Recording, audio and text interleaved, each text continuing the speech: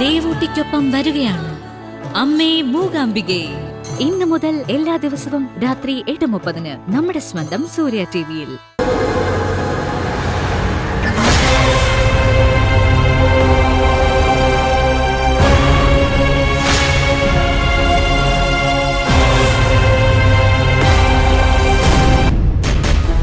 എന്തു പറ്റി ആകാശേ? Soumya, chief engineer എനിക്ക് മെമ്മോ അയച്ചിരിക്കുന്നു. മെമ്മോയോ? ഇപ്പൊ എന്ത് മെമ്മോ അടിക്കാൻ കാര്യം?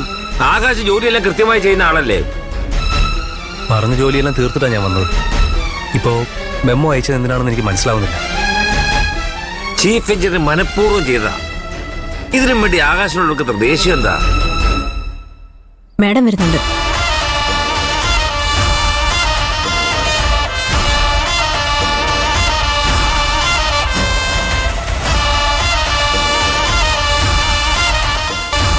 എനിക്കെന്തിനാ മെമ്മോ അയച്ചത്?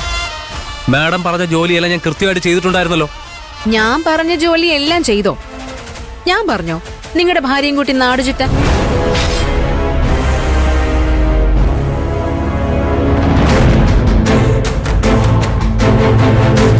സർവേ നടത്തി അവിടെ വെയിറ്റ് ചെയ്യാനല്ലേ ഞാൻ പറഞ്ഞത്? ഞാൻ പറഞ്ഞോ ഭാര്യയും കൊണ്ട് നാട് ചുറ്റാൻ?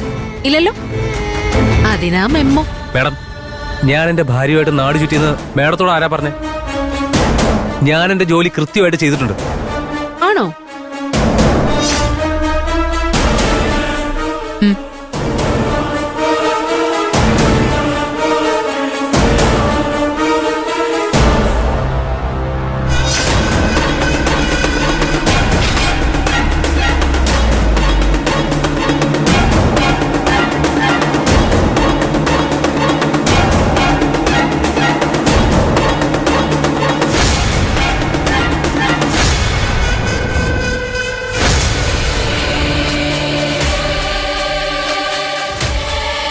ഇതാണോ ചെയ്ത ജോലി? നിങ്ങൾ 5 മിനിറ്റിൽ വരാന്ന് പറഞ്ഞിട്ട് വന്നില്ലല്ലോ. ഞാൻ ആ വെയിലത്ത് നിൽക്കുന്നത് കണ്ട് എന്റെ വൈഫ് വന്നു. അവൾ എന്നെ ഇവിടെ കൊണ്ടാക്കി. ഇതിലെന്താ തെറ്റുള്ളത്? ചീഫായ ഞാൻ നിങ്ങളോടൊരു കാര്യം പറഞ്ഞു. സർവേ കഴിഞ്ഞ് അവിടെ വെയിറ്റ് ചെയ്യാൻ. അത് കഴിഞ്ഞ് അടുത്ത സർവേ ഉള്ളതാണെന്നും പറഞ്ഞിരുന്നല്ലോ.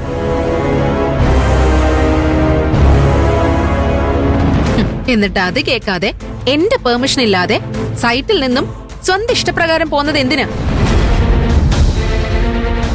ഇങ്ങനെയൊക്കെ ചെയ്ത് നിങ്ങൾക്ക് മെമ്മോ തരാതെ ഞാൻ പിന്നെ എന്ത് ചെയ്യണം മിസ്റ്റർ ആകാശ്? ഓക്കെ മാഡം, ഒരാഴ്ചത്തെ സസ്പെൻഷൻ അല്ലേ? No problem. ഞാൻ സമാധാനത്തോടെ സന്തോഷത്തോടെ എന്റെ വീട്ടിലിരിക്കും. മിസ്റ്റർ ആകാശ് ഒന്ന് നിന്നെ. വീട്ടിൽ പോവേണ്ട ധൃതിയിൽ ഞാൻ അയച്ച മെമ്മോ ശരിക്ക് വായിച്ചില്ലെന്ന് തോന്നുന്നു.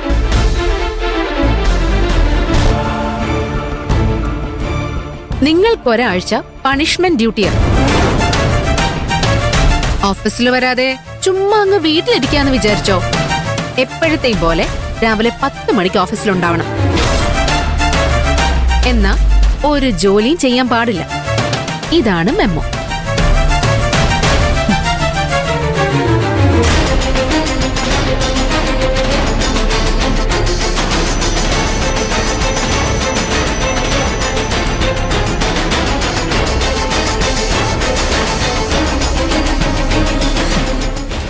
മാഡം, ചോദിക്കുന്നോണ്ടൊന്നും തോന്നരുത്.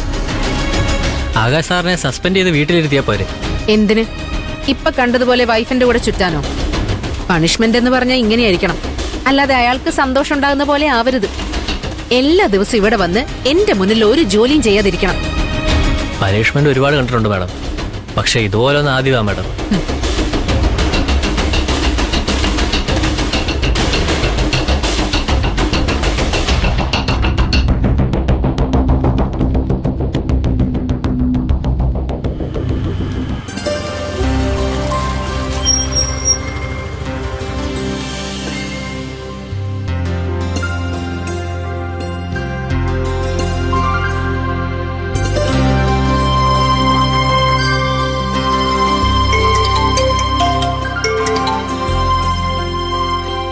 ഹലോ സൗമ്യ ചേച്ചി.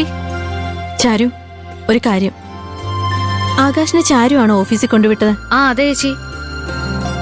അക്കുച്ചേട്ടനോടെ പൊരി വെയിലത്ത് നിൽക്കായിരുന്നു.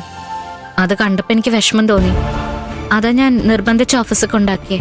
അത് വലിയ പ്രശ്നമായി ചാരു. എന്താ ചേച്ചി? ചാരു, ആകാശിനോട് സ്കൂട്ടറിൽ പോകുന്നത് ശ്രേയമേടം കണ്ടു. അത് ഫോട്ടോ എടുത്ത് എവിഡൻസ് ആക്കി ജോലി സമയത്ത് ഭാര്യയുമായി കറങ്ങി നടക്കുന്നെന്ന് പറഞ്ഞ് ആകാശിനെ ഒരാഴ്ചത്തേക്ക് സസ്പെൻഡ് ചെയ്തിട്ടുണ്ട്. ആകാശിനോടുള്ള ശ്രേയമേടത്തിന്റെ ദേഷ്യം കാരണം ഒന്നിനു പുറകെ ഒന്നായി ഓരോന്ന് ചെയ്തോണ്ടിരിക്കുക.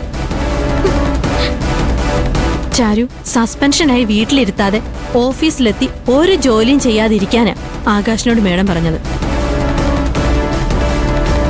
ആകാശ് അത് ചോദ്യം ചെയ്തപ്പോ അഹങ്കാരത്തോടെ അധികാരത്തോടെയോ മേഡം സംസാരിച്ചത്. പാവം ആകാശ്. കീഴുദ്യോഗസ്ഥരോട് ഇങ്ങനെയൊക്കെ ചെയ്യുന്ന സുപ്പീരിയേഴ്സ് ഉണ്ടാവും. പക്ഷേ ഇത് ആകാശിനെ മാത്രം ടാർഗറ്റ് ചെയ്താ ചാരു. എനിക്കിത് കേട്ടപ്പോ വിഷമം തോന്നി. അതാ ഞാൻ ചാരുവിനെ വിളിച്ചു പറഞ്ഞത്. ആകാശ് വരുമ്പോ ഒന്നും ചോദിക്കാൻ നിൽക്കണ്ട. ശരി ചാരു, ഞാൻ പിന്നെ വിളിക്കാം. ഞാൻ ഫോൺ ചെയ്യുന്ന കണ്ട അടുത്ത പണിഷ്മെന്റ് എനിക്കായിരിക്കും.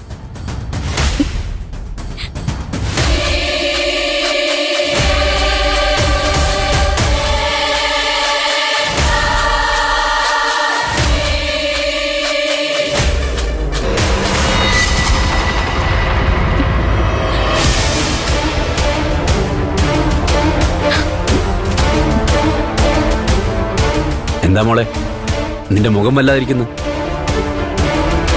ആരാ വിളിച്ചത്? ഒന്നുമില്ല ബാലമ്മേ.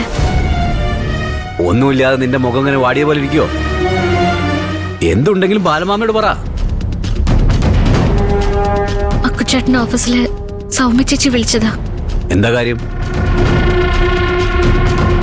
അവരെന്തിനാ വിളിച്ചത് ചാരു?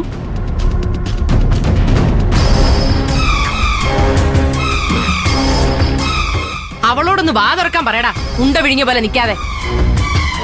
മോള് പറയാനുള്ളത് പറഞ്ഞോളൂ.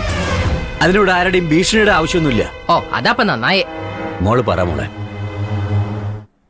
അക്കുച്ചേട്ടനെ ഒരാഴ്ചത്തേക്ക് സസ്പെൻഡ് ചെയ്ത് മെമ്മോ കൊടുത്തെന്ന്.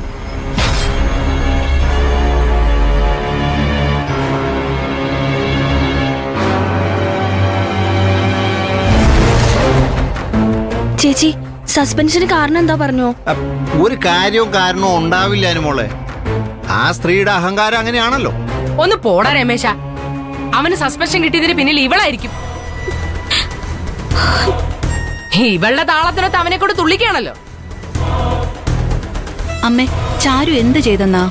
ഞാൻ വെറുതെ പറയല്ലടി. ചോദിച്ചു നോക്കാരുമോ മോളോട്, അപ്പൊ അറിയാം. എന്തിനാ അവന് സസ്പെൻഡ് ചെയ്തെന്ന് പറഞ്ഞ മോളെ? ഞാൻ മെറ്റീരിയൽസിന് ഓർഡർ കൊടുത്ത് വരുന്ന വഴി അക്കുച്ചേട്ടൻ ഒറ്റയ്ക്ക് വെയിലത്ത് നിൽക്കുന്ന കണ്ടു.